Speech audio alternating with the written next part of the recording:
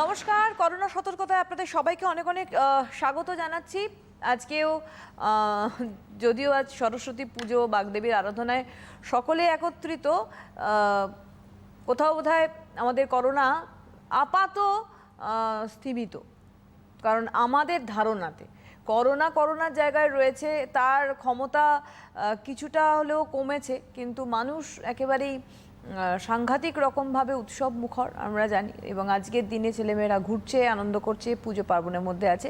আমরা নেগেটিভ কিছু দেখবো না, পজিটিভ নিয়েই এগোই।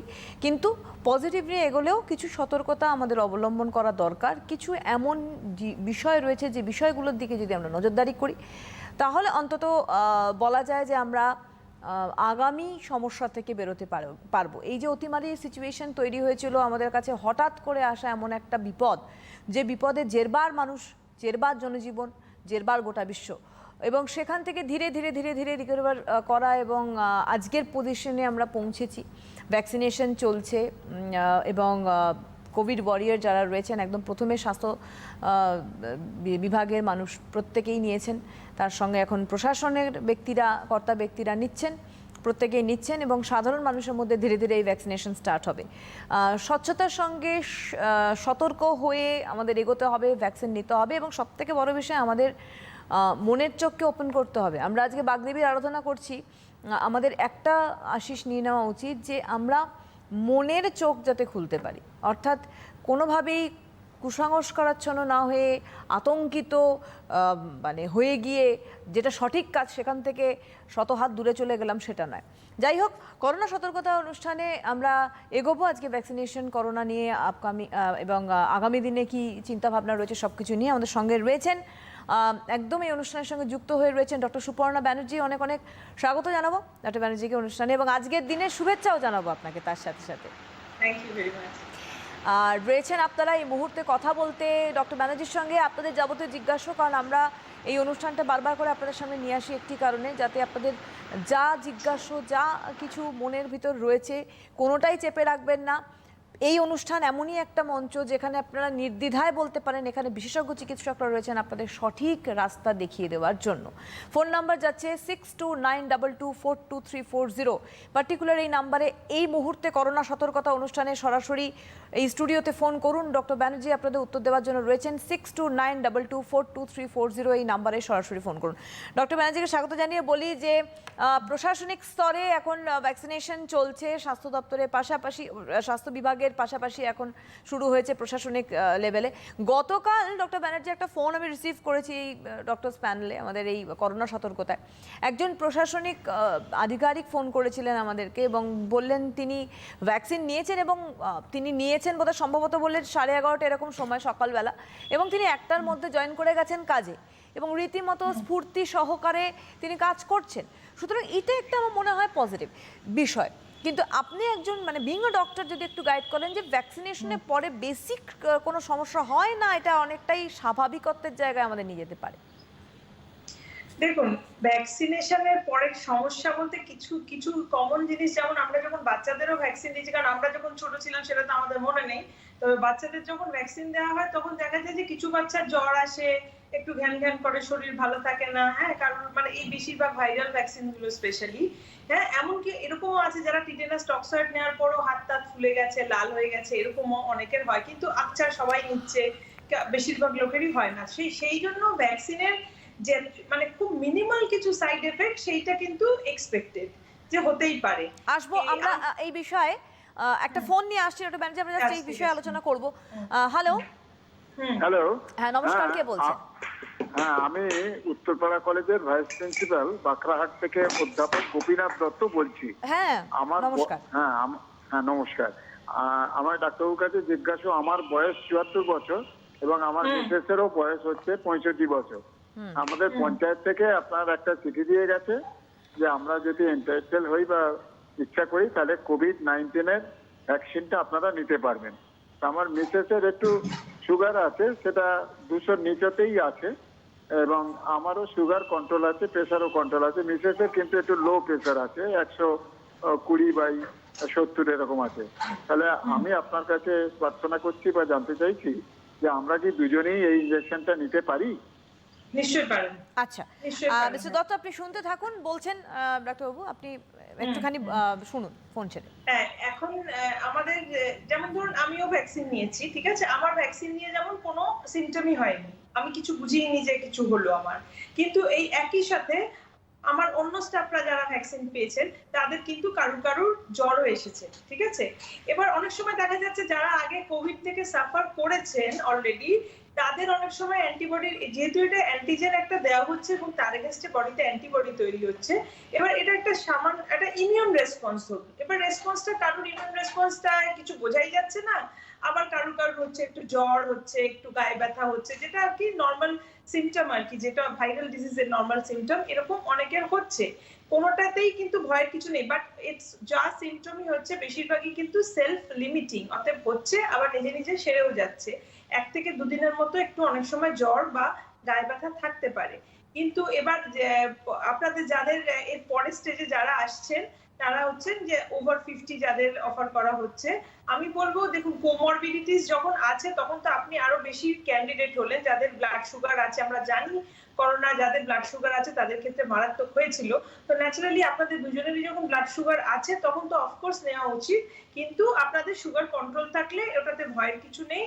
যদি মানে সিমটম হবেই এরকম কিছু নেই, যদি সিমটম হয়ও তাও হলে খুব মাইল্ড, কারণ ভ্যাকসিন সবসময় মনে রাখবেন এটা হচ্ছে লাইভ ভ্যাকসিনের ক্ষেত্রে লাইভ অ্যাটিনিউয়েটেড ভ্যাকসিন হয়, ঠিক আছে? আর এটা তো প্রোটিনটার দু রকম ভ্যাকসিন পাওয়া যাচ্ছে, একটা হচ্ছে যেটা কোভিশিল্ড, সেটা লাইভই হচ্ছে কারণ সেটা শিম্পাঞ্জির অ্যাডেনোভাইরাসের থেকে তার মধ্যে করোনার জিনটাকে অ্যাড করে দিয়ে করা হয়েছে, তো লাইভ ভাইরাস। আর একটা হচ্ছে সেটাও হচ্ছে কোভ্যাক্সিন, যেটা মানে একটা এক্সপেরিমেন্টাল বেসিসে চালু হয়েছে কিছু জায়গায়, সেটাতেও কিন্তু ওই ইনঅ্যাক্টিভেটেড ফর্মে ভ্যাকসিন রয়েছে, মানে ওই সারফেসের যে প্রোটিন যেটা স্পাইক প্রোটিন তা সেটাকে নিয়ে করা হয়েছে। এবার এখন আমার বক্তব্য এটাই যে ভ্যাকসিন যদি আপনারা অফার পাচ্ছেন অফকোর্স নিয়ে নিন, যেহেতু এটা রিটেলে অ্যাভেলেবেল না, আপনি চাইলে পরে নিতে পারবেন না, এবং কবে রিটেলে অ্যাভেলেবেল হবে সেটা আমরা কেউ জানি না। তো যাদের কাছে অফার আসছে তাদের আমি অ্যাডভাইস করব নিয়ে নিন নিশ্চিন্তে, এটা নিয়ে ভয় করবেন না। একদম। হ্যালো হ্যালো, ম্যাডাম হ্যাঁ নমস্কার, কে বলছেন? আমি ফলতা থেকে বলছি। কে বলছেন? প্রতুল দাস হ্যাঁ বলুন। বলছি ম্যাডাম, আমি ডাক্তার সঙ্গে কথা বলতে চাই। উনি আছেন, বলুন।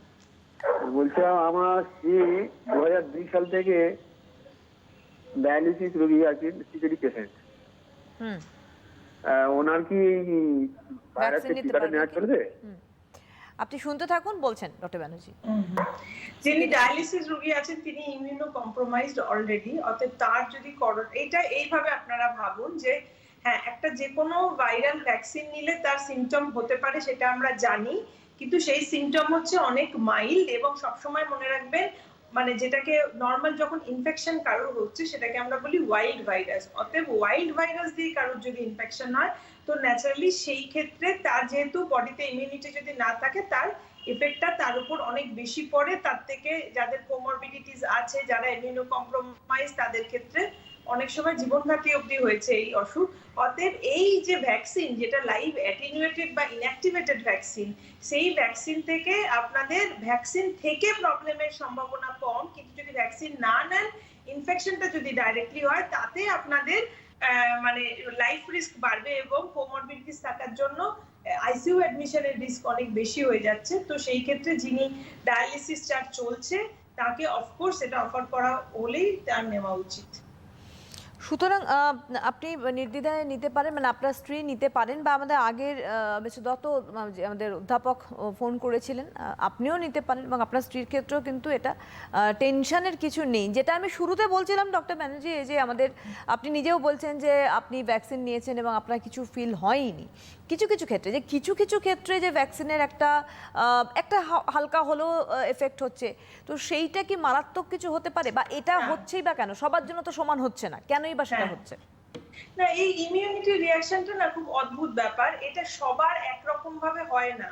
এবার এই যে করোনা অসুখটা যেটা হলো, যেটা আমরা দেখেছি যে এটা আমাদের ইমিউনিটির উপরে প্লে করেছে, এই জন্য একটা স্টর্ম যে হচ্ছিল, যে একটা মানে প্রচন্ড বেশি যখন সেলগুলো ড্যামেজ হতে থাকে, হঠাৎ করে একটা যখন বাইরে থেকে ওয়াইল্ড ভাইরাস আমাকে অ্যাটাক করছে, আমার বডি তাকে, আমার সেলফ ডিফেন্স মেকানিজম সেইটাকে প্রোটেক্ট করার জন্য বডি সেটাকে মারার চেষ্টা করছে।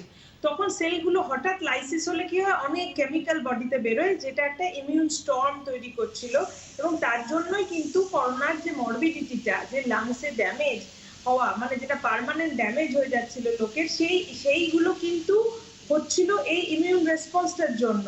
নট ইটস, এটা বারবার আলোচনা হয়েছে যে করোনা ভাইরাসটা ইটসেলফের জন্য কিন্তু মানুষ মরছিল না, ভাইরাসের মতো প্রলিফারেট করছে বডিতে, ডেফিনেটলি সেটাকে তো আটকাতে হবে। কিন্তু আমরা দেখেছি বিভিন্ন সময় বিভিন্ন ওষুধ চালু করা হয়েছে, কোনোগুলো অ্যান্টিভাইরালও চালু করা আছে, আবার কিছু মাস পরে WHO নিজেই সেগুলোকে আবার বলেছে না এটাই কাজ হচ্ছে না, ওটাই কাজ হচ্ছে না, because it is an experimental, প্রথম এসছে পৃথিবীতে, তো ন্যাচারালি সবাই কেউই জানতো না যে কি এক্স্যাক্টলি করলে হবে। কিন্তু যেটা ইনসাইট পাওয়া গেছে এতদিনের ইনফেকশন থেকে, যে এইটাতে একটা ইমিউন রেসপন্স হচ্ছে, যেটাকে আমরা ইমিউন স্টর্ম বলছিলাম, ঠিক আছে, সাইটোকাইন স্টর্ম বলে, যেটা একটা কেমিক্যাল নাম আর কি, সাইটোকাইন, যেটা আমাদের সেলের মধ্যে থেকে বেরোচ্ছে। তো এই ইমিউন রেসপন্সটা কিন্তু সবার একরকম ভাবে হচ্ছে না, কিন্তু যার ক্ষেত্রে সেটা হচ্ছে তার ক্ষেত্রে সেটা খুবই সিরিয়াস হচ্ছে, যে তাকে আইসিইউ অ্যাডমিশন লাগছে, তার লাংস কাজ করছে না, কারোর ভেন্টিলেটরও কাজ করছে না, একমো লাগছে, এরকম পরিস্থিতি হচ্ছিল। তো এই যে এই ইমিউন রেসপন্সটা একটা অদ্ভুত ব্যাপার, কার এক্স্যাক্টলি কি ইমিউন রেসপন্স হবে সেটা আমরা আগে থেকে প্রেডিক্ট করতে পারি না। কিন্তু দেখা যাচ্ছে যাদের কোমরবিডিস, যাদের ইমিউনিটি অলরেডি উইক আছে, ধরুন এই যে ডায়াবেটিস নিয়ে এত কথা কেন বলা হচ্ছে, আমরা জাস্ট এই জায়গায় আসছি ডক্টর ব্যানার্জি, একটু থামিয়ে একটা ফোন নিয়ে আসছি আবার। হ্যালো। হ্যাঁ, হ্যালো, নমস্কার, কে বলছেন? নমস্কার, আমি কল্যাণী থেকে সুশান্ত রায় বলছি। হ্যাঁ বলুন। আমার বয়স 65। আমি একটা রোগে অর্থাৎ আলসারেটিভ কোলাইটিসে ভুগছিলাম, অর্থাৎ পায়খানার সময় আমার রক্ত যেত। তা আমি অনেক চিকিৎসা করে এখন ওষুধ খেয়ে মোটামুটি ভালো আছি, আমার ওই দিকটায় কোনো অসুবিধা নাই। কিন্তু আমি ওষুধ কি খাই, ম্যাসাকোল ওডি আর একটা সিএমজির বুডেসিয়ার বলে একটা স্টেরয়েড আছে, সেই স্টেরয়েডটা চালাতে হয়। যাই হোক, আমি ওষুধ খেয়ে ভালো আছি, কিন্তু আমার একটা সমস্যা হচ্ছে যে মাঝে মধ্যে কি খেয়ে যে আমার একটু অ্যালার্জি হয়, সে আমি এখনো একটু অ্যালার্জি ফিল করছি। আমি এইমাত্র একটা নিমন্ত্রণ বাড়িতে খেয়ে এসেছি, কিন্তু আমি বুঝতে পারছি না, পাবদা মাছ খেয়েছি, কাতলা মাছ খেয়েছি, অন্য শাকসবজি মিষ্টি খেয়েছি, কিন্তু কখনো চিংড়ি মাছ একটু আসতে চায়, কখনো বেগুন একটু আসতে চায়, এই পাবদা মাছ মানে কিসের থেকে আসছে সবসময় না, কিছুক্ষণ থাকে অ্যালার্জিটা, তারপর চলে যায়।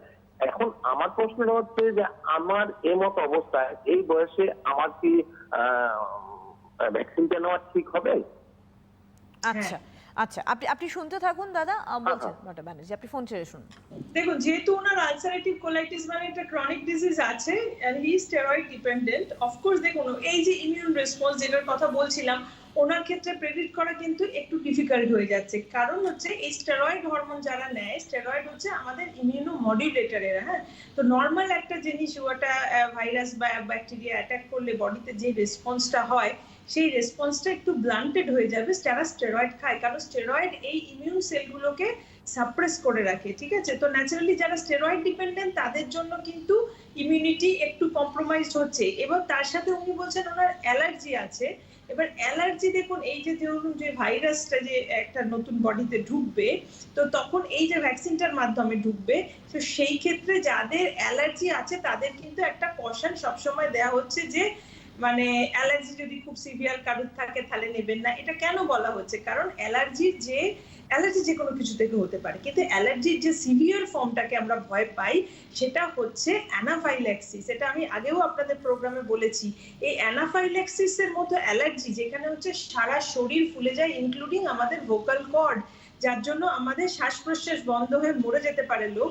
তো সেই রকম ধরনের অ্যালার্জি কিন্তু খুব সাংঘাতিক। উনি যে অ্যালার্জিটা বলছেন এখন, সেইটা হচ্ছে খুব মাইল্ড অ্যালার্জি, যেটা একটু অ্যান্টি অ্যালার্জিক যদি উনি নেন কিছু ট্যাবলেট, তাহলেই ওটা সেটেলড হয়ে যাবে। এবার ওনার ক্ষেত্রে ভ্যাকসিনটা নেওয়া কতটা যুক্তিযুক্ত হবে, অফকোর্স ওনার কোমরবিডিটিস আছে, উনি স্টেরয়েড নেন, অফকোর্স ভ্যাকসিন হয়তো ওনাকে বেটার প্রোটেকশন দেবে দেন ওকে, ওনার যদি নিজের ওয়াইল্ড ভাইরাস দিয়ে অ্যাটাক হয়ে থাকে। কিন্তু এবার ওনার যে অ্যালার্জি হিস্ট্রির সাথে দিচ্ছেন, এবার সেই অ্যালার্জিটা ওনাকে ঝামেলায় ফেলবে কিনা সেটা বলা খুব মুশকিল। বাট উনি কোনো ড্রাগ অ্যালার্জির কথা বললেন না, উনি খালি বলছেন ওনার কোনো একটা খাবার থেকে অ্যালার্জি হতে পারে। এবার অ্যালার্জি পেশেন্টদের জানতে হবে যে তাদের কোনটা থেকে অ্যালার্জি আছে। এটা বিভিন্ন অ্যালার্জি ইনস্টিটিউট আছে যেখানে টেস্ট করলে বলে দেওয়া যায়, ঠিক আছে, এবং কি করবে সেটাও তারা বলে। কিন্তু এই ভ্যাকসিনের ক্ষেত্রে আমি বলবো উইথ প্রিকশন, ওনার মানে উনি নেবেন না কন্ট্রাইন্ডিকেশন না, কিন্তু উইথ প্রিকশন, বা ধরুন একটা যদি হাসপাতালে যেখানে দেওয়া হচ্ছে, সেটআপে তো বিভিন্ন জায়গায় দেওয়া হচ্ছে, কোথাও প্রাইমারি হেলথ কেয়ারেও দেওয়া হচ্ছে, কোথাও টার্সিয়ারি সেটআপেও দেওয়া হচ্ছে। উনি যেহেতু হাই রিস্ক রয়েছে এবং ওনার অ্যালার্জির হিস্ট্রি আছে, ওনার হয়তো হসপিটাল সেটআপ বা টার্সিয়ারি সেটআপে যেখানে দেওয়া হচ্ছে সেখানে নেওয়া হয়তো বেটার হবে। কিন্তু মানে যাতে কিনা কিছু হলে সেটা ম্যানেজ করার উপায় থাকে। বাট হবেই বলে ভয় পাবেন না, কিন্তু একদম যাদের অ্যালার্জির হিস্ট্রি আছে এটা উড়িয়ে দেওয়া যায় না, কিন্তু একটা অ্যান্টি অ্যালার্জিক হয়তো খেয়ে নেওয়া বেটার হবে। ডক্টর ব্যানার্জি, একটা কথা বলি, সেটা হচ্ছে যখনই ভ্যাকসিনেশন যেহেতু শুরু হয়েছে, একটা তো মানে কিছু সতর্ক বার্তা তো ডেফিনেট করে দেওয়াই হচ্ছে, কারণ অলরেডি আপনারও হয়ে গিয়েছে ভ্যাকসিনেশন। তো সেক্ষেত্রে তো আপনি নিজে একজন চিকিৎসক, আপনি নিজে জানেন। ধরুন আম জনতার মধ্যে কেউ যাদের শুরু হবে যখন ভ্যাকসিনেশন, তখন তারা তো অন্ধকারে টোটাল বিষয়টা, যা বলছেন স্বাস্থ্য দপ্তর থেকে বা যারা স্বাস্থ্যকর্মীরা রয়েছে সে অনুযায়ী যা চলবে। মিনিমাম কি ডিউরেশন থাকে? একটু একটা ফোন নিয়ে আমি আসবো। হ্যালো, হ্যালো, নমস্কার, কে বলছেন? আমার নাম মলয় কুমার চক্রবর্তী। কোথা থেকে বলছেন দাদা? আমি বাটানগর থেকে বলছি। আচ্ছা, বলুন। তো আমি 1 মাস হলো হসপিটাল থেকে রিলিজ পেয়েছি। তো আচ্ছা। 12 দিন আমি হসপিটালাইজ ছিলাম। তো আমার কোভিড-19 হয়েছিল। হুম। তো হয়ে যাওয়ার পর দেখতে উইকনেসটা এখনো আছে, আর স্কিনটা না একটু ড্রাই ড্রাই হয়ে গেছিল। সেটা কি করলে ঠিক হবে আর কি? মানে আপনার প্রশ্ন কি? আর ভ্যাকসিনেশন একটু বেশি হাঁটাচলা করলে আপনার একটু শ্বাস প্রশ্বাসের প্রবলেম হয়। কিন্তু আবার যখন আমি বাড়িতে এসে একটু রিলিজ দিয়ে অক্সিমিটারে আমি দেখতে পাচ্ছি 98, 99 আমার থাকছে। তো সেটার ব্যাপারে একটু কি বলবেন? স্কিনটা একটু ড্রাইনেস আছে। আপনি শুনতে আর একটু থাকুন উইকনেস মলয়বাবু। আছে। আচ্ছা, আপনি শুনুন, মলয়বাবু বলছেন ডক্টর ব্যানার্জি। আচ্ছা, ওনার যেটা বলছেন, উনি একটা কোভিড-19 এর ইনফেকশন থেকে উঠেছেন এবং এটা এতটাই সিভিয়ার ছিল যে ওনাকে 12 দিন হাসপাতালে ভর্তি থাকতে হয়েছে, ঠিক আছে। তো হ্যাঁ। তাহলে এটা দেখুন, এই ভাইরাল ডিজিজটা যারা মানে অ্যাডমিশন যাদের করতে হয়েছে, তো তখন বুঝতে পারছেন এই ডিজিজের সিভিয়ারিটিটা ভালোই ছিল। এটাতে লাংসের কিছু প্রবলেম থাকে, যেমন লাংসের ফাইব্রোসিস হয়ে যাচ্ছে, তার সাথে প্রচন্ড মাসেল ওয়েস্টিং হয়। মাসেল ওয়েস্টিং মানে মাসেল মাসটা কমে যায়। তো যে কোনো যদি কোনো বড় অসুখ যদি কেউ সাফার করি আমরা, তখন দেখবেন তাদের মানে তার ছাপটা আপনার চেহারায় থাকবে। এবং এই রিকভারিটাও একটা লং ড্রন প্রসেস। এই জন্য পোস্ট কোভিড বলে একটা কথা উঠে এসেছে বারবার, যে কারোর কারোর পোস্ট কোভিড চলছিল। পোস্ট কোভিড মানে কোভিড থেকে অ্যাকচুয়াল ইনফেকশন থেকে সেরে আসার পরও আপনার বডির ফুল ফাংশনে যেতে, রিকভারি করতে সময় লাগে। তার মধ্যে এই মায়ালজিয়া বা মাসেল প্রবলেমটা খুব কমনলি অনেকের মাসের পর মাস থেকে গেছে, ঠিক আছে।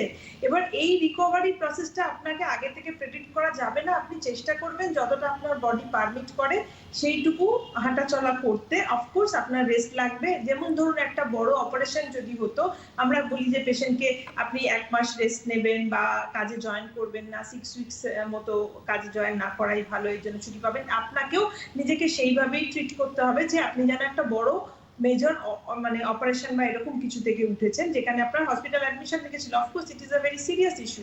তো এই মাসেল মাস যে ওয়েস্টিং হয়ে থাকে এই ভাইরাল ডিজিজটাতে, সেইটা আপনার রিকভারি হতে সময় লাগবে। এই উইকনেস এবং পেন যেতে সময় লাগবে। এটা ফিক্স কারণে কারোর কারোর খুব তাড়াতাড়ি সেরে যাচ্ছে, কারোর কারোর কিন্তু লং ড্রন, এবং স্পেশালি যাদের বয়স হয়ে যাচ্ছে বা অন্য কোমরবিডিটিস আছে তাদের এই রিকভারিটা আরো লং ড্রন হচ্ছে।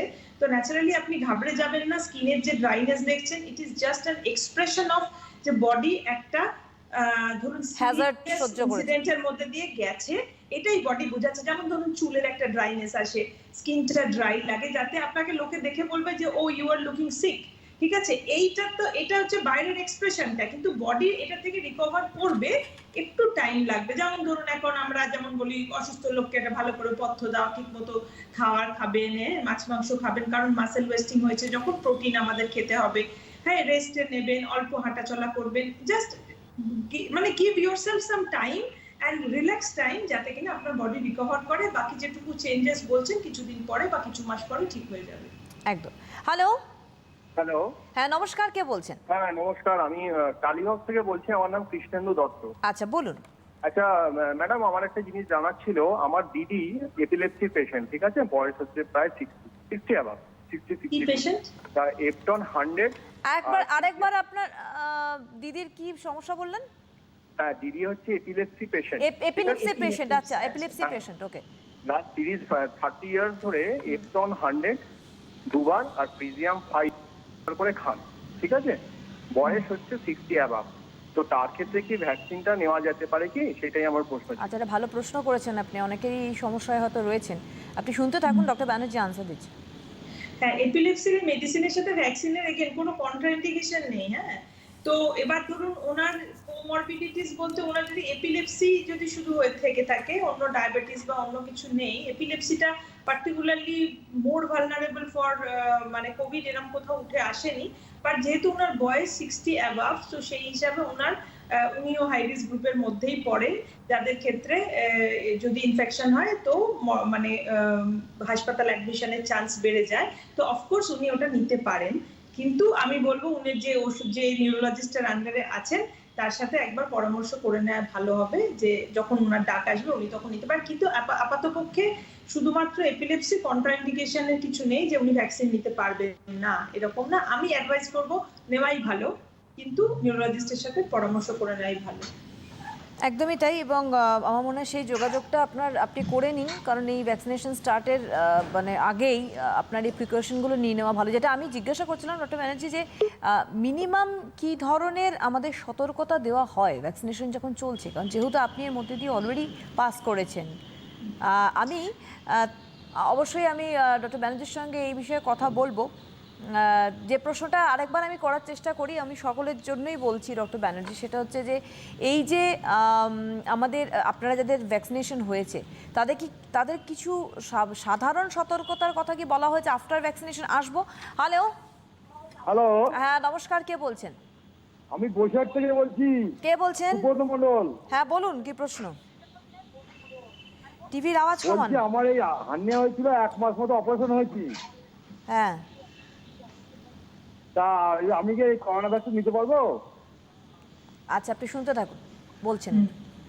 হ্যাঁ, অফকোর্স, যে কারোরই করোনা ভ্যাকসিন নেওয়ার কোনো কন্ট্রাইন্ডিকেশন না। অপারেশন হয়েছে, ওনার এজ আমি জানি না, বাট যেটাই হয়ে থাকুক, ওনার যখন উনি তো রিটেলে আসেনি, অতএব উনি তো কিনতে পারবেন না। এখন হচ্ছে অফারের বেসিসে নেওয়া হচ্ছে। উনি যদি 50 অ্যাবাভ হন, যেটা এখন গভর্নমেন্ট অফার করছে, তাহলে নিশ্চয়ই ওনার নেওয়া উচিত।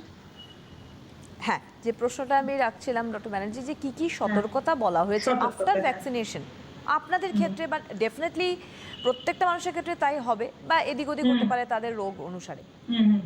এবার যেমন বললাম যে আমার যেমন কোনো সিমটমই হয়নি, তেমনি আরো কারোর আছে, কারোর সিমটম হয়েছে জ্বর। তো এই ক্ষেত্রে বলার একটাই কথা যে অফকোর্স আপনার বডি যদি পারমিট না করে, খুব শরীর অসুস্থ লাগে, যে হ্যাঁ আপনার রেস্ট লাগবে, ইউ টেক রেস্ট। সেটা কিন্তু 1-2 দিনের জন্য স্টে করছে। যাদের এর থেকে এর পরে জ্বর এসছে, সেটাও ডিপেন্ড করে, একটা ইয়াং লোক যতটা ফিট হয় তো পরের দিনই অ্যাক্টিভ হয়ে যায়, কিন্তু সেটা হয়তো একটা বয়স্ক লোকের পক্ষে অত তাড়াতাড়ি ফিট হয় না।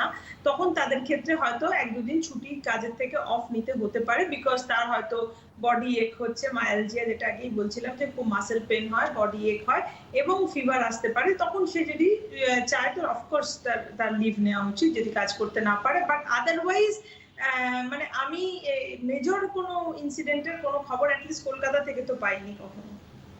একদমই তাই। আমি গতদিনেও আলোচনা করছিলাম যে এই যে আমাদের আস্তে আস্তে ধীরে ধীরে স্বাভাবিকত্বের দিকে জীবন যাচ্ছে, ভ্যাকসিনেশন স্টার্ট হচ্ছে এবং দ্বিতীয় দফার চলছে প্রশাসনিক দিকে ভ্যাকসিনেশন সাধারণ মানুষের মধ্যে আসবে। একটা ভ্যাকসিনের সঙ্গে আরেকটা ভ্যাকসিনের ডিউরেশনটা কি হয়, এবং এই ডিউরেশনের মধ্যে আমজনতা, স্বাভাবিক মানুষ, সাধারণ মানুষের কি চলচলন হওয়া উচিত স্বাভাবিক জীবনযাত্রার ক্ষেত্রে? এটা একটা খুব গুরুত্বপূর্ণ প্রশ্ন, কারণ এই প্রশ্নের আনসার কিন্তু এখনো পৃথিবীর কাছে খুব ভালো নেই। এবার দেখুন বিভিন্ন দেশে বিভিন্ন রকম রেজিম চালু করা হচ্ছে। হ্যাঁ, এই ধরুন আমাদের বলা হচ্ছে ধরুন 1 মাস, প্রথম বলা হলো 3 সপ্তাহ, তারপর হচ্ছে 28 দিন বা 1 মাস পরে সেকেন্ড ডোজ, এবং তারও পরে আপনার ইমিউনিটি আপনার কত ভালো হলো সেটা প্রমাণ হবে তারও কিছুদিন পরে। তো এবার এক্সাক্ট এই ডেটগুলো কেউ বলতে পারছে না, কারণ বিকজ এই যে এই ভ্যাকসিনটা তাড়াতাড়ি বাজারে আনা হয়েছে, এর সেফটি চেকটা কোভিশিল্ড স্পেশালি জাস্ট সেফটি চেকটা করেই যে বড় সাইড এফেক্ট নেই দেখেই আনা হয়েছে। এটা তো ইনাফ টাইম কেউ পায়নি যে কতদিন ইমিউনিটি পরে হবে, তারপর কতদিন সেই ইমিউনিটিটা ধরে রাখবে, এটা তো টাইমের ব্যাপার, মাসে আসবে না বছরে আসবে এটা তো এখন কেউ বলতে পারবে না।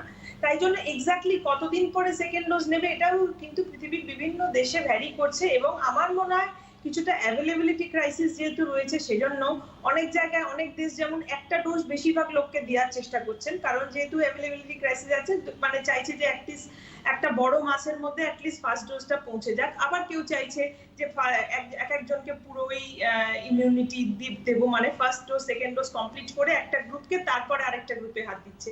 এবার সেটা দেশের থেকে দেশে ভ্যারি করবে, বাট ফরচুনেটলি আমরা ইন্ডিয়ায় আছি বলে যেখানে ইন্ডিয়ান কোম্পানি ম্যানুফ্যাকচার করছে সেই জন্য আমাদের ক্ষেত্রে ড্রাগের অ্যাভেলেবিলিটি অন্য দেশের তুলনায় বেটার, এবং আমি রিয়েলি থ্যাঙ্কফুল এই জন্য এই ফার্মা কোম্পানিদের কাছে যারা এটা সারা পৃথিবীর কাছে এনে দিয়েছে। এই মাস স্কেল প্রোডাকশন এটা তো ইজি ব্যাপার না, প্রোডাকশন এবং তার ডিস্ট্রিবিউশন তার মেইনটেনেন্স সবকিছু এফর্ট লাগে, ঠিক আছে, এবং কেউই এটার জন্য আগে তৈরি ছিল না, হঠাৎ করে সবাইকে সবকিছু করে নিতে হয়েছে।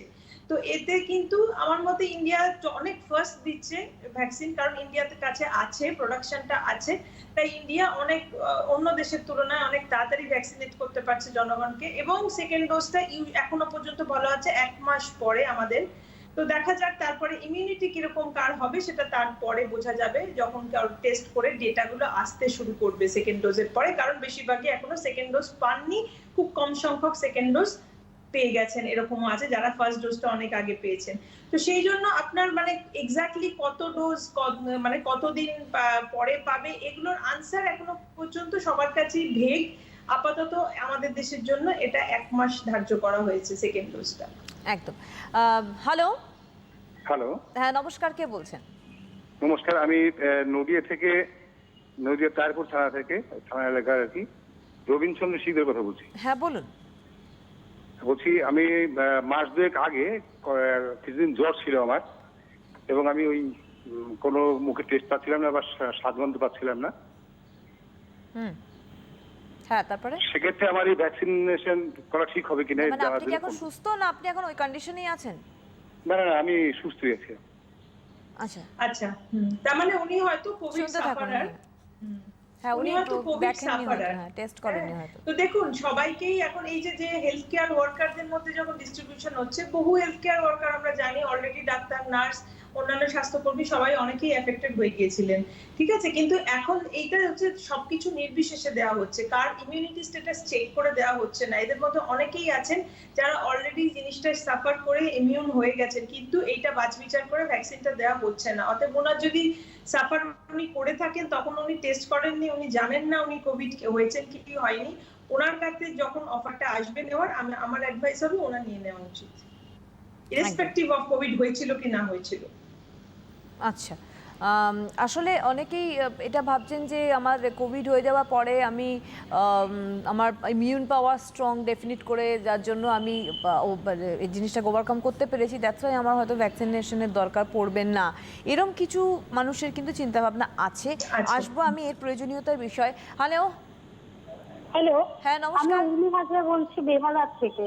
হ্যাঁ বলুন। আচ্ছা, আমি জানতে চাইছি যে আমার মা 72 বছর বয়স, উনি প্যারালাইজ 10 বছর ধরে। তো আমাদের তো এক্সপোজ হতে হয়, বাইরে বেরোতে হয়, তো মায়ের কাছে যেতে গেলে ওনারও তো ভ্যাকসিনেশন দরকার। তো উনি কি ভ্যাকসিন নিতে সক্ষম? মানে ওনাকে কি ভ্যাকসিন দেওয়া যাবে? দিলেও সেটা কি প্রসেসে দেওয়া যেতে পারে? উনি কি বেড রিটেন এখন? বেডরুম মানে এমনি ঘরের মধ্যে চলাফেরা করতে পারেন, কিন্তু বাইরে যেতে পারেন না। আচ্ছা ঠিক আছে, আপনি শুনুন বলছেন ডক্টর ব্যানার্জি। হ্যাঁ দেখুন, ওনার যখন এত বড় একটা কোমরবিডিটি রয়েছে তখন, এবং ওনার এজ 72, অফকোর্স উনি হাই রিস্ক গ্রুপের মধ্যে পড়েন, তাহলে ওনাকে যেই 50+ গ্রুপে যখন অফার করা হবে তখন উনি নিশ্চয়ই সেই গ্রুপের মধ্যে আসবেন। এবং এই ক্ষেত্রে কিভাবে ওনাকে দেওয়া যাবে সেটা তো স্বাস্থ্যকর্মীদের সাথে, যখন আপনার লোকাল মিউনিসিপ্যালিটি থেকে আপনাকে বা কর্পোরেশন থেকে আপনি যে এলাকায় থাকেন সেখান থেকে যখন কন্ট্যাক্ট করা হবে তখন সেটা যদি আপনি ডেটাটা দেন তাদের, তাদের মানে এই স্বাস্থ্যকর্মীরা বাড়িতে এসেও আমি শিওর তারা দিয়ে যেতে পারবে, যারা বাড়ির থেকে একদমই বেরোতে পারছেন না, এতই বয়স্ক, কারণ এটা বয়স্কদের জন্যই দেওয়া হচ্ছে। সেই মানে অ্যারেঞ্জমেন্টটা আমার মনে হয় করা যাবে। সেটা যখন আপনার ডাক আসবে ওনার, তখন আপনি যদি ইনফর্ম করে দেন যে স্বাস্থ্যকর্মীরা দিচ্ছে, তারা কাজের শেষে নিশ্চয়ই ওনাকে এসে দিয়ে যেতে পারবে। কারণ এই ধরনের পেশেন্টদের ক্ষেত্রেও কিন্তু এটা বলা হচ্ছে না ডক্টর ব্যানার্জি, যেমন আপনাদের কাছ থেকে আমরা শুনেছি যে ভ্যাকসিনেশনটা সবার জন্য, সেটা যে ধরনের পেশেন্টই হোক না কেন ডেফিনিট করে। এবং যদিও একটা বিষয় যে যেহেতু কোনো বিষয়ে আমরা কোনো প্রেশারাইজ করছি না, সরকার বা প্রশাসন বা স্বাস্থ্য ভবন বা স্বাস্থ্য দপ্তর প্রেশারাইজ করতে পারে না, সেই ক্ষেত্রে একটা মানে না নেওয়ার একটা দোলাচলে মানুষ রয়েছে। আসবো। হ্যালো, হ্যাঁ নমস্কার, কে বলছেন? আমি প্রদীপ বাগ বলছি, হুগলি থেকে। হ্যাঁ বলুন। বলছি আমি কলকাতা একজন সাফাই কর্মী। আমি ভ্যাকসিন ফার্স্ট ডোজ ভ্যাকসিনটা পেয়েছি, তারপর কাল থেকে দেখছি আমার জ্বর একটু আর মাথা যন্ত্রণা কাশি হচ্ছে, তা কোনো ওষুধ খাওয়া যাবে এরকম? আচ্ছা, ভালো প্রশ্ন করেছেন। এমনি আর কোনো সমস্যা হচ্ছে না আপনার? এইটাই জ্বর কাশি এটাই হচ্ছে, তাই তো? মাথা যন্ত্রণা, জ্বর কাশি আর মাথা যন্ত্রণা করছে। ঠিক আছে, আপনি শুনতে থাকুন। কি করবেন? ওনাকে ওষুধ খেতে পারেন। ওষুধ বলতে জ্বর হলে আপনি প্যারাসিটামল খেতে পারেন, ঠিক আছে, সেইটুকু খেতে পারেন। আপনি 1-2 দিন রেস্ট নেবেন, তাতেই হয়তো ঠিক হয়ে যাবে। এটা যেহেতু ওই যে বলছি, একটা ভাইরাস যদি লাইভ ভাইরাস যখন বডিতে ঢোকে, তখন ইমিউন রেসপন্সটা অনেক সময় এরকম হয় যে ইমিউনিটি, এটা সবার হচ্ছে না কিন্তু, অথচ একই ভ্যাকসিন সবাই নিচ্ছে। তো এই ইমিউন রেসপন্স একটা অদ্ভুত ব্যাপার, যেটা সবসময় সবার একরকম হয় না। তো ওনার যদি হয়ে থাকে, ওনার ভয় পাওয়ার কিছু নেই, উনি প্যারাসিটামল নিতে পারেন। জ্বর বা মাথা ব্যথা দুটোতেই কাজ করবে। আর গরম জলে গার্গল করলে ওনার যে কাশি লাগছে সেটা নিশ্চয়ই ড্রাই কাফ, সেটাও ইমপ্রুভ করবে। ওনার ভয় পাওয়ার কিছু নেই, লাগলে উনি 1-2 দিন রেস্ট নিলেই ঠিক হয়ে যাবে। মানে এটা নরমালি আমাদের নিতে হবে, যেটা বলছেন ডক্টর ব্যানার্জি, যে একটু জ্বর হালকা এলো, যে নরমাল আমাদের ফিভার এলে আমরা প্যারাসিটামল খাই। যেমন বাচ্চাদেরও দেখবেন না, ভ্যাকসিন দেওয়ার পর বাচ্চারা একটু কাঁদে, ঘ্যান করে, 1-2 দিন জ্বর হয়, এটা হচ্ছে নরমাল ইমিউন রেসপন্স। কারণ বডিতে আফটার অল আপনার একটা ফরেন অ্যান্টিজেন দেওয়া হচ্ছে। তো ফরেন অ্যান্টিজেন বডির মধ্যে গেলে তখন বডি একটা ইমিউন রেসপন্স শো করবে, ঠিক আছে। এবার কারোর ক্ষেত্রে সেটা এক্সপ্রেশনটা এইভাবে হচ্ছে, কারোর ক্ষেত্রে কোনো এক্সপ্রেশন হচ্ছে না, ঠিক আছে। তার মানে যে ইমিউনিটি তার তৈরি হচ্ছে না তা না, বাট কতটা কার হচ্ছে ধরুন লেভেলটাও জাজ করতে গেলে আপনাকে তো আবার টেস্ট করে দেখতে হবে। তো সেকেন্ড ডোজ নেওয়ার পরে অ্যান্টিবডিটা চেক করলে হয়তো বোঝা যাবে আমাদের কার কিরকম রেসপন্স হলো। এবং অ্যাকচুয়াল টেস্ট হচ্ছে সত্যি যদি করোনা আবার অ্যাটাক করে তাহলে আমরা কতটা প্রতিরোধ করতে পারবো, সেটাই হচ্ছে মানে অ্যাকচুয়াল কোটি টাকার প্রশ্ন আমি বলি। হ্যাঁ একদম, সেটা তো একদম বাস্তব। হ্যালো, হ্যাঁ নমস্কার, কে বলছেন? হ্যাঁ নমস্কার, আমি রীনা পাত্র বলছি, হাওড়া কালকিয়া থেকে। হ্যাঁ বলুন। হ্যাঁ, আমি একজন মানে ডায়াবেটিস আছে, আমার ডায়াবেটিস পেশেন্ট, এবং আমার সুগার মানে অ্যালার্জিটা যে রয়েছে, মানে আমি ডাক্তার দেখিয়েছি, আমার এই সুগারের জন্যই নাকি অ্যালার্জিটা হচ্ছে। আমি অ্যালার্জির ওষুধও খাচ্ছি। তা আমার পক্ষে কি ভ্যাকসিনটা নেওয়া যেতে পারে? আমি একজন ICDS কর্মী, আর আমার কাছে এসছে, আমাকে নিতে হবে। তো এখনো আমার কাছে আসেনি, হবে বলেছে নিতে হবে। পরপর তো হচ্ছে, কিছু কিছু করে আমাদের এখানে 20 জন করে নেওয়া হচ্ছে। এরপরে হয়তো এটা আমাকে আসবে। তো আপনাদের প্রোগ্রামটা দেখছি, আমার ঠিকঠাক মিলে কি কোনো অসুবিধা আছে? এই যে আমি শুনছিলাম যে অ্যালার্জিতে প্রবলেম কিছু হতে পারে, কি করবো? আচ্ছা রিনা দি, আপনি শুনতে থাকুন। আপনি একজন ICDS কর্মী এবং আপনাদের তো অলরেডি চলছে, এবং আপনার টার্ন আসেনি এখনো, আসবে যখন তখন আপনি কি করবেন ডক্টর ব্যানার্জি? হ্যাঁ, তো অফকোর্স উনি ICDS কর্মী, ওনার টার্মিনাল নিয়ে কি কথা বলবো, উনি ডায়ালিসিস ডিপেন্ডেন্ট, ওনার তো নেওয়া উচিতই, উনি অফকোর্স ভ্যাকসিন নেবেন। এবার সাথে যে অ্যালার্জিটা, এবং যে বললাম এই অ্যালার্জিটা খুব ভ্যারিড জিনিস, অফকোর্স আমি তো অ্যাডভাইস করবো, আমার নিজেরও অ্যালার্জির সমস্যা আছে এবং অ্যান্টি অ্যালার্জি প্রায় খেতে হয়। এবং যখন আমরা এই পলিউশনে এক্সপোজড হই, অনেকেরই বিভিন্ন বিষয়ে অ্যালার্জি চলে আসে। তো অ্যান্টি অ্যালার্জিক খেলে ইউজুয়ালি সবাই ঠিকই থাকবেন। কিন্তু এবার যাদের মনে হচ্ছে যে তাদের অ্যালার্জিটা সিভিয়ার আছে, তো সেই ক্ষেত্রে আইদার সে একজন মানে যদি সে অ্যাভয়েড করার মতো জায়গায় থাকে, যে যার সিভিয়ার, ধরুন কারোর একটা কিছুতে অ্যানাফাইল্যাক্সিসের হিস্ট্রি আছে, তো সে তো অফকোর্স সেটা অ্যাভয়েড করা উচিত। এবং এই ক্ষেত্রে কোম্পানি গাইডলাইন যেটা দিয়েছে, যাদের সিভিয়ার অ্যালার্জি আছে বেটার টু অ্যাভয়েড, বিকজ এটা একটা ফরেন অ্যান্টিজেন যাবে, আপনার কিরকম অ্যালার্জিক রিয়াকশন হবে সেটা কেউ বলতে পারছে না। বাট যদি সামান্য অ্যালার্জি থাকে, যেটা বেশিরভাগ অনেকেরই আছে, তো সেই ক্ষেত্রে অ্যান্টি অ্যালার্জিক নিয়ে যদি উনি ঠিক আছেন, সেটা কোনো কন্ট্রাইন্ডিকেশন না। স্পেশালি উনি ICDS কর্মী, উনি এক্সপোজড হচ্ছেন বাইরে যাচ্ছেন, প্লাস ওনার ডায়ালিসিসও হয়, অতএব ওনাকে আমার অ্যাডভাইস হবে যে ওনার নিয়ে নেওয়া ভালো। বাট এগেন, যদি মনে হয় অ্যালার্জি আছে, অ্যালার্জিক কিছু রিয়াকশন হতে পারবে, তাহলে প্রাইমারি সেন্টারে না নিয়ে ওনার হয়তো টার্সিয়ারি সেন্টারে নেওয়া উচিত, যেখানে আপনার মানে যদি কিছু হয় সেটা ম্যানেজ করার ব্যবস্থা আছে। একদমই তাই, একেবারেই তাই। কারণ আমাদের এই অ্যালার্জি শব্দটার মধ্যে একটা অদ্ভুতভাবে আতঙ্ক কাজ করছে ডক্টর ব্যানার্জি, যে অ্যালার্জি যেহেতু এই ভ্যাকসিনেশনের ক্ষেত্রে অনেক কিছু কিছু মানুষের অ্যালার্জির যেহেতু প্রবণতা হয়, যদি হয় তাহলে তারা কি করবে? কারণ আমি ওই জন্য আপনাকে বললাম যে আপনাদের কি কি মানে মেনটেন করতে বলেছিল এই ভ্যাকসিনেশনের পরে। আসবো আমি, আপনি বলেছেনও। হ্যালো। হ্যাঁ হ্যালো। হ্যাঁ নমস্কার, কে বলছেন? নমস্কার, আমি এসএন ব্যানার্জি কথা বলছি বেহালা থেকে। হ্যাঁ বলুন। আমার গত মাসে 20 তারিখে হয়েছিল পজিটিভ, তবে আমি এখন সুস্থ আছি। তবে আমার এই ভাইরাসের ফলে আর ফুসফুসের কোনো ক্ষতি হয়েছে কিনা এটা জানবার জন্য কি আমি এইচআরসিটি বা ডিডিএমআইআর এই টেস্টটা করার দরকার আছে, এইটাই জানবার আমার। মাঝে মাঝে নাক একটু বন্ধ হয়ে যাচ্ছে। আচ্ছা, আপনার কোভিড হয়েছিল তাই তো? হ্যাঁ হয়েছিল, এখন মোটামুটি সুস্থ আছি। আমার মনে হচ্ছে নাকের একটু সমস্যা আছে, শ্বাসকষ্টে, এর জন্য কোনো এইচআরসিটি বা যে ডিমাইয়ার যে টেস্টটা আছে করার দরকার। আচ্ছা, আপনি শুনতে থাকুন।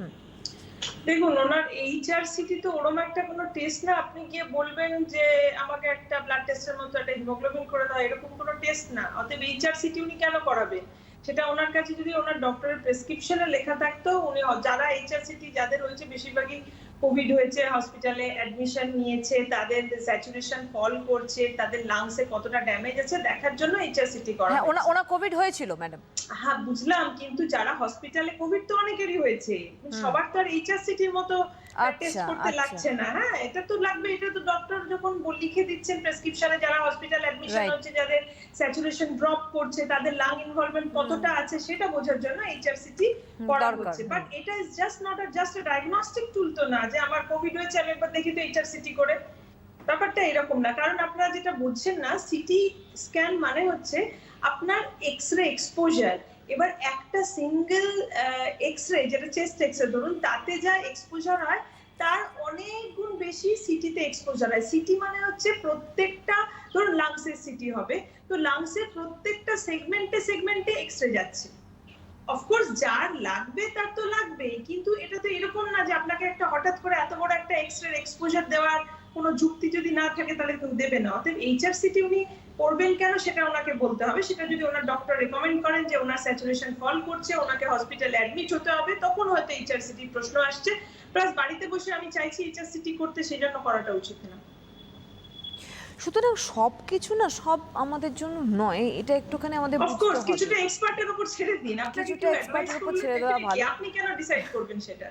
অনেক সময় আমরা অনেক শব্দের মধ্যে আমরা মানে আটকে যাই আর কি, অনেক কিছু শুনতে পারি, অনেক কিছু, যেহেতু এই কোভিড সিচুয়েশনের মধ্যে ডক্টর ব্যানার্জি আমাদের দোষও নেই, কারণ এই কোভিড সিচুয়েশনে অনেক কিছু আমরা শুনতে পেয়েছি। মেডিকেল এত কিছু টার্মিনোলজি রয়েছে যেগুলো কিন্তু আম জনতার মধ্যে জানতে পারা গেছে, ফলে ওই শব্দগুলোর সঙ্গে we are used to that words, তো যার জন্য তারা ভাবছে কি এটার সঙ্গে এটা কি যাবে কি যাবে না। বাট এটা কিন্তু ক্লিয়ার হয়ে গেল সবার জন্য এটা নয়, এটা কিন্তু সিভিয়ারিটির উপর ডিপেন্ড করছে। বাট আপনি যদি তার মধ্যে না থাকেন, আপনার চিকিৎসক যদি না বলে থাকেন, তো আপনার এই বিষয়ে মাথা ঘামানোর কোনো প্রয়োজনীয়তা নেই।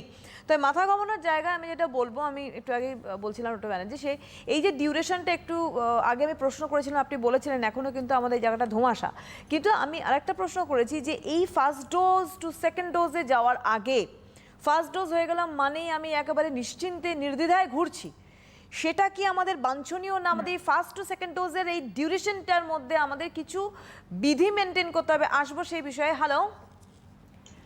হ্যালো। হ্যাঁ নমস্কার, কে বলছেন? হ্যাঁ, আমি নদিয়া ডিস্ট্রিক্ট থেকে স্বপন দাস বলছি। হ্যাঁ বলুন। আমি জানতে চাইছি, আমি একজন ডায়াবেটিক পেশেন্ট এবং আমার হাই ব্লাড প্রেশার আছে এবং প্রোস্টেটের সমস্যাও আছে। তো আমি নিই, দুটো ভ্যাকসিন নিই প্রতি বছর, যেমন আপনার ওই ইনফ্লুয়েঞ্জা ভ্যাকসিন নিই প্রতি বছর, আর আপনার নিউমোনিয়া ভ্যাকসিন নিই প্রতি 5 বছর অন্তর। এবার নিউমোনিয়া ভ্যাকসিন আমার অলরেডি হয়ে গেছে। এপ্রিল মাসে আমাকে ওই নিউমোনিয়া ভ্যাকসিন নিতে হবে। আমি কি করোনা ভ্যাকসিন নিতে পারবো? অলরেডি যেহেতু দুটো ভ্যাকসিন চলছে ওনার। আচ্ছা, ভালো প্রশ্ন, আপনি শুনতে থাকুন। হ্যাঁ, আপনি নিশ্চয়ই করোনার ভ্যাকসিন যখন আপনাকে অফার করা হবে নিশ্চয়ই নেবেন। ঠিক আছে, এটাও তো এটাও তো একটা লাংসের নিউমোনিয়াই হচ্ছিল, তো ডেফিনেটলি দুটো যেহেতু আলাদা ইটিওলজি, আলাদা ভাইরাস, ডেফিনেটলি এটা আপনার অফকোর্স প্রয়োজনীয়তা আছে, আপনি নিশ্চয়ই নেবেন। ভয়ের কিছু নেই, কারণ আমরা অনেক সময় দেখেছি যে ভ্যাকসিনেশন কারো যদি চলে তো সেক্ষেত্রে, বা কেউ স্টেরয়েড নিলে সেক্ষেত্রে ভ্যাকসিনের এফেক্টটা আমাদের আদৌ কাজ দেবে না কাজ দেবে না, এটাও একটা, কিন্তু এটাও আমাদের একটা অদ্ভুতভাবে জানা। ডক্টর ব্যানার্জি, এগুলোও তো উঠছে, কারণ আমরা যখন খবর করছি সবই আমাদের কাছে একসাথে মানে অ্যাসেম্বল হয়ে গেছি আর কি আমরা, এই হচ্ছে সমস্যা আমাদের। হ্যাঁ, এবার আমি অ্যাডভাইস করবো যাদের অফারটা আসছে তারা নিয়ে নিন, যদি না আপনার কোনো মেডিকেল কন্ট্রাইন্ডিকেশন থেকে থাকে, যেটা ভেরি ভেরি রেয়ার, সেটা আপনার ডাক্তারবাবু যদি বলে দিয়ে থাকেন যে না আপনি নেবেন না, এরকম যদি কোনো কন্ট্রাইন্ডিকেশন থাকে, এছাড়া কিন্তু সবাই সবার জন্য অ্যাপ্লিকেবল, সবাই নিন। রিগার্ডিং আমি স্টেরয়েড খাচ্ছি কি আমার অমুক আছে, এইটার প্রত্যেকটার আনসার হয়তো এখন এই মুহূর্তে বসে করা যাবে না। যদি ধরুন আজ থেকে 5 বছর পরে যদি আমরা এই কথাটা বলি, তখন আমরা অনেক কিছুর আনসার করতে পারবো যে আচ্ছা এই অসুখ ছিল বা এই খেতো তার এই হয়েছিল। এখন এই ডেটাটা কারোর কাছে নেই, বিকজ ইট ইজ নিউ, ভ্যাকসিনটাও নিউ, সবাই আমরা নতুন পাচ্ছি। এই মুহূর্তে কিন্তু একমাত্র ওই সিভিয়ার অ্যালার্জি অ্যানাফাইল্যাক্সিস ছাড়া আর কোনো কন্ট্রাইন্ডিকেশন সেরকম নেই। অতএব যাদের কোমরবিডিটিস আছে তাদের তো আরো বেশি করেই নেওয়া উচিত, যাদের বয়স হয়েছে তারা সবাই।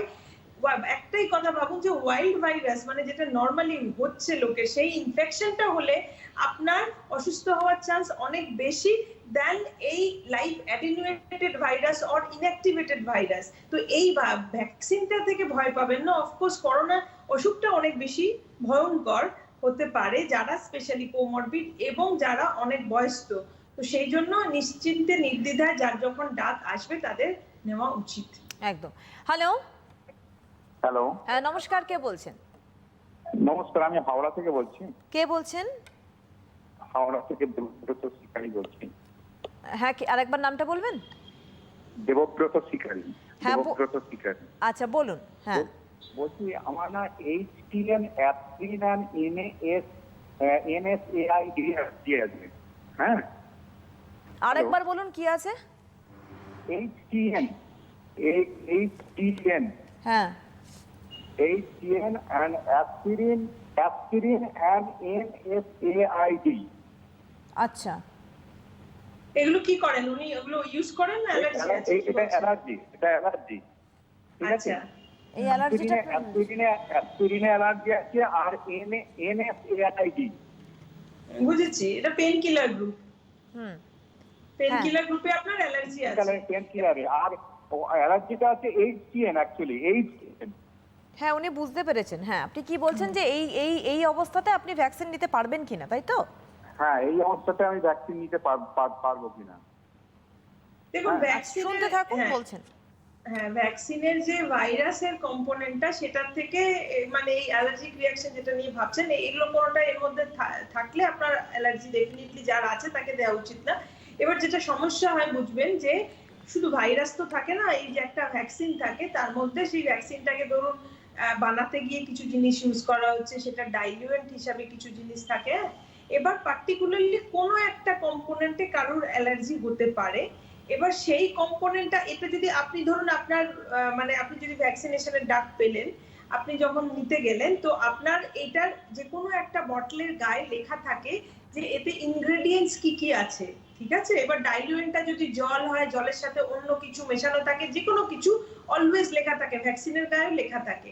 এবার পার্টিকুলারলি আপনার যে জিনিসটাতে অ্যালার্জি আছে সেটা যদি ওই কম্পোনেন্টের মধ্যে থাকে, ডেফিনেটলি আপনার অ্যালার্জির চান্স থেকে যায়।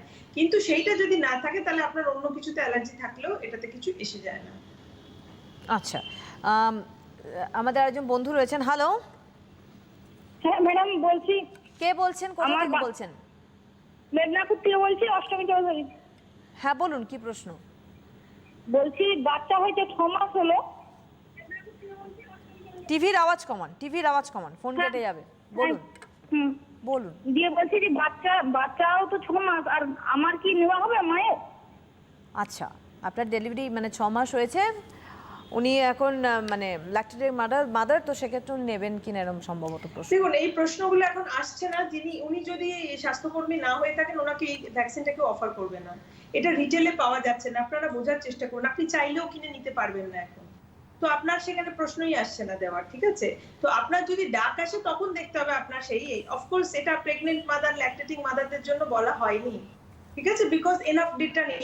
এই না যে তাদের নিলে কোনো ক্ষতি হবে, বাট বিকজ এটা কোম্পানির ম্যানুফ্যাকচারদের কাছে এনাফ ডেটা নেই, তাই জন্য বলা হয়েছে যেমন লেস দ্যান 18 যারা, হ্যাঁ, বাচ্চাদের মধ্যে এবং প্রেগনেন্ট এবং ল্যাকটেটিং মাদারদের মধ্যে যে কোনো ওষুধই দেখবেন প্রেগনেন্ট ল্যাকটেটিং মাদারদের মধ্যে রিলেটিভ কন্ট্রাইন্ডিকেশন থাকে, ভ্যাকসিনটাও তার মানে ব্যতিক্রম না বলবো, কিন্তু এটা এই না যে তাতে নিলে কারোর ক্ষতি হবে, এটাতে এনাফ ডেটা নেই। বাট এখন উনি নেবেন কি নেবেন না এই প্রশ্নটা আসছে না, কারণ উনি তো কিনে নিতে পারবেন না। উনি যদি স্বাস্থ্যকর্মী হন তাহলে উনি ভেবে দেখতে পারেন যে উনি কতটা রিস্ক অফ এক্সপোজারে আছেন, ওনাকে দেওয়া হচ্ছে, উনি নেবেন কি নেবেন না। কিন্তু আদারওয়াইজ ইন ল্যাকটেটিং মাদার ওনার যখন অফার আসবে তখন দেখা যাবে, তো তার মধ্যে আপনি বোঝার চেষ্টা করুন অনেক লক্ষ কোটি মানুষ তার আগে হয়তো নিয়ে ফেলছে, বা বিকজ ল্যাকটেটিং মাদার মানে আমি ধরেই নিতে পারি ওনার বয়স কম, এখন যেহেতু বয়স্কদের দেওয়া হচ্ছে 50 and above এবং কোমরবিডিটিস, তো সেই জন্য উনি এই গ্রুপের মধ্যে আসছেন না, অতএব ওনার ভয় পাওয়ার কোনো কারণ নেই। একদম। আমি যে প্রশ্নটা করেছিলাম তখন যে আমাদের ঠিক যখন আমাদের জেনারেলাইজ হয়ে যাবে এই ভ্যাকসিনেশনটা, আমাদের জানার খাতিরে আমাদের বোঝা উচিত যে এই যে ডিউরেশনটা ফার্স্ট টু সেকেন্ড ডোজ, এর মধ্যে আমাদের করণীয় কি, আমরা কি করব? আমরা তো আমজনতা, আমরা তো মিশে যাচ্ছি সকলের সঙ্গে, যে আজকে সরস্বতী পুজো, গতদিন ভ্যালেন্টাইন্স ডে ছিল, আমরা তো মিশে যাচ্ছি। তো আফটার ভ্যাকসিনেশন আমরা কি করব যখন আমাদের টার্ন আসবে তখন? তো সবাইকেই বলা হয়েছিল, এটা যে ম্যানুফ্যাকচারারদের কাছ থেকে এই নির্দেশ এসেছিল যে একটা ডোজ নেওয়ার পর আপনি কিন্তু সম্পূর্ণ ইমিউনিটি আপনার আসছে না। সবসময় বলা হয়েছিল যে সেকেন্ড ডোজ নেওয়ারও 2 সপ্তাহ পরে তারপরে আপনার ইমিউনিটি ডেভেলপ করছে। এটা যেমন এই জন্য একটা ডোজ নিয়ে তারপরে আপনি নিজেকে ইমিউন ভেবে আপনি যদি সমস্ত আপনার গার্ড গুলোকে অফ গার্ড করে দেন তাহলে কিন্তু ঝামেলা আবার হতে পারে ডেফিনেটলি। তো আরেকটা ব্যাপারও আছে যে ভ্যাকসিন নেওয়ার পর যেই কোয়েশ্চেনটার এখনো আনসার কারোর কাছে নেই, যে আমাদের ইন্ডিয়াতে যে স্ট্রেন ছিল আমরা দেখতে পাচ্ছি স্পাইকটা চলে গেছে, কেস অনেক কমে গেছে, যে স্ট্রেন ছিল তার এগেইনস্টে একটা হার্ড ইমিউনিটি তৈরি হয়েছে, প্লাস যে ভ্যাকসিন দেওয়া হয়েছে তাতে আমাদের ইমিউনিটি লেভেল ডেফিনেটলি ইমপ্রুভ করবে। কিন্তু অন্য কোন নতুন স্ট্রেন যেগুলো পৃথিবীর অন্যান্য দেশে দাপিয়ে বেড়াচ্ছে, এখনো অনেক দেশে লকডাউন কাটে 4500 রকম বলছে নতুন স্ট্রেনে। হ্যাঁ, এবার নতুন কোন স্ট্রেন এলে সেই স্ট্রেনটাকে কি আমরা আমাদের হার্ড ইমিউনিটি বা আমাদের ভ্যাকসিন অ্যাকোয়ার্ড এই যে ইমিউনিটি সেটা দিয়ে প্রোটেক্ট করতে পারবো কিনা এই কোয়েশ্চেনের আনসার নেই। একমাত্র প্রার্থনা যদি নতুন স্ট্রেনটা আমাদের আবার অ্যাটাক না করে। তো সেই জন্য আমরা যেহেতু জানি না এখনো নতুন স্ট্রেন আমাদের এসে গেল কিনা, ছড়াচ্ছে কিনা, এগুলো তো যতক্ষণ না একটা পিক আসে ততক্ষণ বোঝা যাচ্ছে না। তো আমার অ্যাডভাইস হবে সবারই, এখনো প্যান্ডেমিক শেষ হয়নি, আমি আমার পেশেন্টদের বারবার বলছি যে এখনো প্যান্ডেমিক শেষ হয়নি, অতএব আপনারা আপনাদের গার্ডটা কিন্তু এখনই মানে দূর করে দেবেন না। অনেকেই দেখছি কথা বলার সময় মাস্কটা নামিয়ে কথা বলছেন, ভাবছেন কথা শোনা যাবে না, এগুলো করবেন না, এবং যতটা ডিসটেন্স মেনটেন করা যায়, গ্যাদারিং মানে ইচ্ছাকৃত গ্যাদারিং এগুলো অ্যাভয়েড করাই বেটার। হ্যালো। হ্যালো, হ্যাঁ নমস্কার, কে বলছেন? আমি জলপাইগুড়ি জহুরতালমা থেকে বলছি, মিলন রানী বিশ্বাস আমার নাম। কোথা থেকে বলছেন? জলপাইগুড়ি জহুরতালমা। হ্যাঁ, কি নাম বললেন? মিলন রানী বিশ্বাস। হ্যাঁ বলুন, কি প্রশ্ন? আচ্ছা, আমার টিভির আওয়াজ কমান। দেখানো বলছি তো, টিভির আওয়াজ কমান, বলুন তাড়াতাড়ি। হ্যাঁ টিভির আওয়াজ কমানো হয়েছে। হ্যাঁ বলুন। আমার ছেলে 4 জন, বুঝলেন, তার ভিতরে যে হলো 3 নম্বর ছেলে আমার আছে, তার এইরকম অ্যালার্জি, যে অ্যালার্জি সম্বন্ধে এখানে কথা বলছেন আর কি। আচ্ছা, ওর ডাক্তারি মতে সালফার জাতীয় ওষুধ একদম নিষেধ খাওয়া। সালফার ওষুধ খাওয়া নিষেধ? নিষেধ। আর ডাক্তারবাবু এই কথাও বলেছেন যে সালফার ওষুধ যদি কোনোদিন খায় তাহলে ও বাঁচবে না, আবারও যদি এই হলো অ্যালার্জি ওর শরীরে হয়, তাই এই অ্যালার্জি থাকতে বা আছে তো ভিতরে অবশ্যই, সালফার জাতীয় ওষুধ বন্ধ আছে, খাওয়ানো হয় না, কিন্তু তাহলে আপনি ভ্যাকসিনেশনের ক্ষেত্রে আপনি কি হবে, তাই তো? আপনি শুনতে থাকুন, আমাদের হাতে সময় একদম শেষের দিকে ডক্টর ব্যানার্জি, আমরা শেষের দিকে চলে আসছি, একটু আনসারটা নিয়ে আমরা। তো এগেইন আমি যে বললাম ভ্যাকসিনটা তো কোনো সালফার জাতীয় জিনিস না, অনেক সময় দেখতে হয় যে তার ইনগ্রেডিয়েন্টসে কোথাও আছে কিনা, ঠিক আছে, কিন্তু সেই ক্ষেত্রে যদি সালফার ড্রাগের তার অ্যালার্জি আছে তাহলে শুধু সালফার ড্রাগটাই মানা, ভ্যাকসিনটা তার ক্ষেত্রে কন্ট্রাডিকেশনের কোনো কারণ নেই। যদি মানে তাও ওনার যখনই ভ্যাকসিনের ডাক আসবে ওনার বলে দেওয়া উচিত যে আমার এইটাতে অ্যালার্জি আছে, ঠিক আছে? এবার কারোর যদি সালফারে অ্যালার্জি থাকে এবং জিনিসের ইনগ্রেডিয়েন্টে সালফার দেওয়া থাকে তাহলে ডেফিনেটলি অ্যালার্জির চান্স আছে, কিন্তু আদারওয়াইজ ভ্যাকসিনে এমনিতে সালফার দেওয়া থাকে না, তো সেটা মানে খুব একটা অ্যাপ্লিকেবল না আর কি। একদম। সুতরাং আপনি তো বা আপনারা তো সতর্কতা অবলম্বন করছেনই যে সালফার জাতীয় ওষুধকে অ্যাভয়েড করেই আপনি ইউজ করছেন বা সে ইনটেক করছে, ভ্যাকসিনেশনের সঙ্গে এর কোনো সম্পর্ক নেই। যাই হোক, আমাদের হাতে সময় একদম শেষ। অনেক অনেক ধন্যবাদ জানাবো ডক্টর ব্যানার্জিকে ডিটেলস গাইডলাইন্সের জন্য। Thank you so much for that. আগামী দিনে আবার আপনার সঙ্গে আমাদের সাক্ষাৎ হবে, এই অনুষ্ঠানে আশা রাখবো। অনেক ধন্যবাদ। আর অবশ্যই বলবো আপনাদেরকে যে সতর্ক থাকুন, আবারও বলি গুজবে কান না দিয়ে নিজেকে কনসেন্ট্রেট করুন যে ঠিক কিভাবে আমি সুস্থতার পথ বেছে নিতে পারি, কিভাবে ভ্যাকসিনেশনের মাধ্যমে আমি সুস্থ হতে পারি যখন আমাদের মধ্যেই ভ্যাকসিনেশন ছড়াবে। ভালো থাকুন, সুস্থ থাকুন এবং সতর্ক থাকুন, এই বার্তা নিয়েই শেষ করছি অনুষ্ঠান। নমস্কার।